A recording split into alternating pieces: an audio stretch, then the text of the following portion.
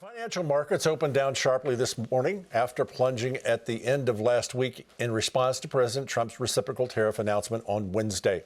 At one point, the Dow was down more than 900 points, with the S&P 500 and the Nasdaq taking hits as well.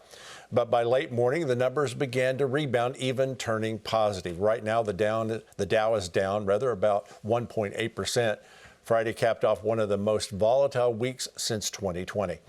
The S&P 500 fell 5.9%, while the Dow Jones Industrial Average dropped 5.5%, losing 2,231 points. The Nasdaq Composite entered bear market territory, down 20% from its December high. Investors used the sell-off to move towards government bonds, with the 10-year Treasury yield holding at 4%. The market turmoil followed President Trump's implementation of sweeping tariffs affecting multiple trading partners, including China, the European Union, Japan, Vietnam, and Taiwan. In retaliation, China imposed 34% tariffs, raising fears of a global trade war. On Friday, the Secretary of State had these reassuring words to say about the global markets. Businesses around the world, including in trade and global trade, they just need to know what the rules are. Once they know what the rules are, they will adjust to those rules. So I don't think it's fair to say economies are crashing. Markets are crashing because markets are based on the stock value of companies who today are embedded in modes of production that are bad for the United States. In response to China, just this morning, President Trump posted Truth Social this post saying, quote, "If China does not withdraw its 34% increase above their already long-term trading abuses by tomorrow, April 8th, 2025, the United States will impose an additional tariff on China of 50% effective April 9th. Additionally, all talks with China concerning their requested meetings will be terminated." While other nations and the stock market react to the reciprocal tariffs, noted economist and Hoover Institute senior fellow Thomas Sowell warned the president's broad tariffs could mirror the devastating history of trade policies that worsened the Great Depression.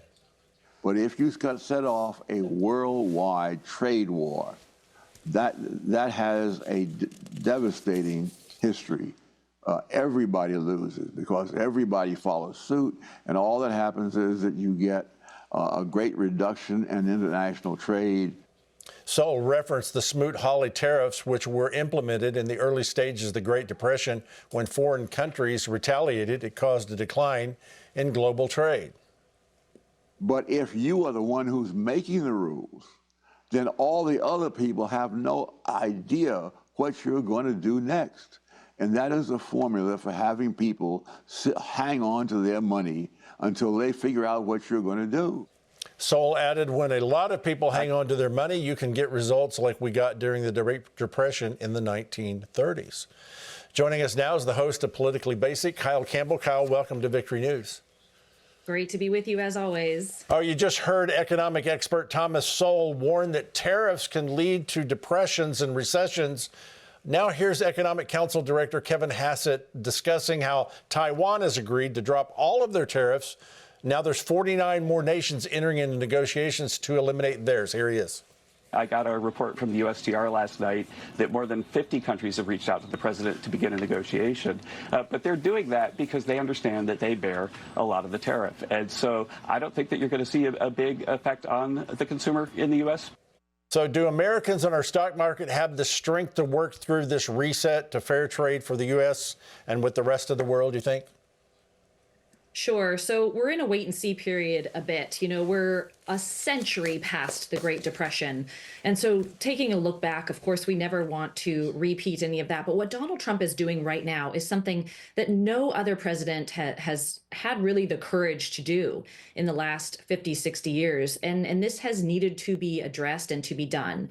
And so while we can, you know, take that at face value and just worry about it, really the best thing to do is let Donald Trump do what he does best, which is negotiate with these other nations. And things are moving quickly, so there's no need to take every moment as it comes and worry about it. We're already seeing the market fluctuate in response, but there are rumors that Donald Trump was pausing all of these tariff implementations, and the market popped right after that. He came out again and said that wasn't happening. We're just seeing the very sensitive market, of course, react to something that hasn't been done this boldly in a long time. So let's take a breath, let Donald Trump do what he does best. We're already seeing other nations come to the table and want to negotiate. And I think we can absolutely ride this one out. Yeah, I believe you're right.